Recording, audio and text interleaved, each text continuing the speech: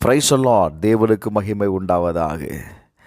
ஆண்டவரும் இரட்சகருமாய் இருக்கிற இயேசு கிறிஸ்துவின் இணையற்ற நாமத்தினாலே இந்த கால வேளையில் உங்கள் யாவரையும் நான் வாழ்த்துகிறேன். இந்த நாளுக்கான தேவனுடைய வார்த்தை நீதிமொழிகள் 11வது அதிகாரம் 14வது வசனம். ஆலோசனை இல்லாத இடத்தில் ஜனங்கள் விழுந்து போவார்கள். அநேக ஆலோசனைக்காரர் உண்டானால் சுகம் உண்டாகும்.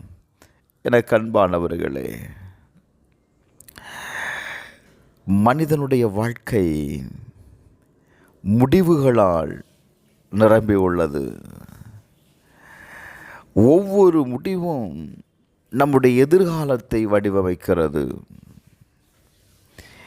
இந்த வசனத்தை நாம் கவனித்து பார்க்கும்போது தனிப்பட்ட ஞானத்தை மட்டும் நம்பி நடப்பது ஆபத்தானது என்பதை எச்சரிக்கிறது. Praise the Lord. ஒரு மனிதன் ஆலோசனை இல்லாமல் முடிவு எடுப்பாரே ஆனால் அந்த முடிவுகள் அவரை வீழ்ச்சி அடைய செய்துவிடும். அப்படின்னா வேதம் என்ன சொல்லுது? எந்த காரியத்தை செய்தாலும் நீங்கள் ஆலோசனை பண்ணுங்கள். தேவன் நம்மை தனியாக செயல்படும்படி அழைக்கவில்லை. இதை நீங்கள் புரிந்து கொள்ளணும். நமக்கு குடும்பம் கொடுக்கப்பட்டிருக்கிறது, திருச்சபை கொடுக்கப்பட்டிருக்கிறது, ஆவிக்குரிய தலைவர்கள் இருக்கிறார்கள். சில நேரத்தில் அவர்களால் நமக்கு சொல்லப்படுகிற அறிவுரைகள், வார்த்தைகள், ஆலோசனைகள் என்ன செய்யும் அப்படின்னா, பிரைஸ் தி லார்ட், தேவனுடைய சித்தத்திற்கு ஏற்ப அது அந்த காரியம் அமையும் பாருங்க. ஆனால் அதை நாம் ஏற்றுக்கொள்ளுகிறது இல்லை.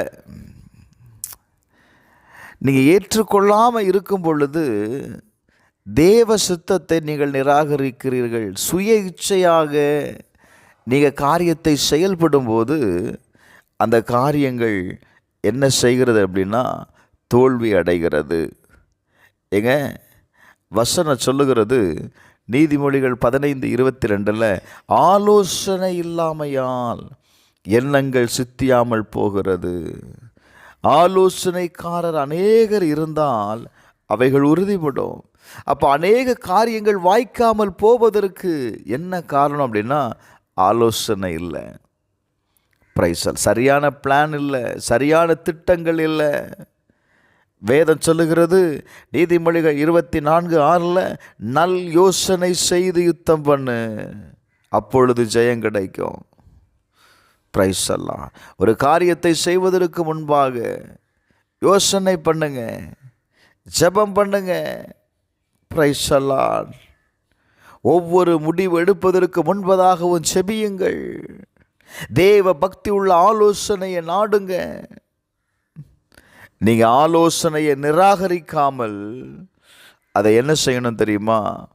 அதை ஆராய்ந்து பார்க்கணும். இன்றைக்கு அநேக நேரத்தில் நம்ம என்ன செய்கிறது இல்லை அப்படின்னா ஆலோசனையை ஏற்றுக்கொள்ளுகிறதில்ல. பிள்ளைகள் தாய் தகப்பனுடைய ஆலோசனையை ஏற்றுக்கொள்ளுகிறதில்ல. அதனுடைய முடிவு வீழ்ச்சி. நல்ல கவனிங்க.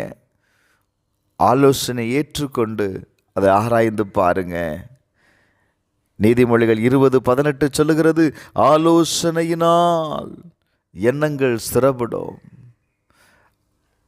ஆலோசனையினால் காரியங்கள் ஸ்திரப்படும். பிரைஸ் எல்லாம் ஆலோசனை ஏற்றுக்கொள்ளுங்க. எந்த காரியம் செய்தாலும் சரிங்க, நான் இப்படி சொல்லுவேன், அவருடைய நாமம் ஆலோசனை கர்த்தர். தேவன்ட்ட ஒரு ஆலோசனை கேளுங்களேன். ஏசப்பா, நான் இந்த காரியத்தை செய்ய போகிறேன், எனக்கு வேண்டிய ஆலோசனை தாங்கன்னு கேளுங்க. கட்டாயம் ஆண்டவர் ஆலோசனை தருவாருங்க. நீங்கள் தேவனிடத்திலிருந்து பெற்றுக்கொள்ளுகிற ஆலோசனை உங்கள் காரியங்களை சித்திக்க வைக்கும். உங்கள் காரியம் ஜெயமாய் மாறும். செபிப்போமா? எங்கள் பரலோக பிதாவே, இயேசுவின் நாமத்தில் ஜெபிக்கிறோம்ப்பா. இந்த கால வேளையில் ஆண்டவரே, உம்மை நோக்கி பார்க்கிற ஒவ்வொருவருக்காக நான் ஜெபிக்கிறேன்ப்பா. எங்கள் வாழ்க்கையில் நாங்கள் எடுக்கும் ஒவ்வொரு முடிவிலும் உம்முடைய ஞானத்தையும் சரியான ஆலோசனையையும் எங்களுக்கு தாரும்.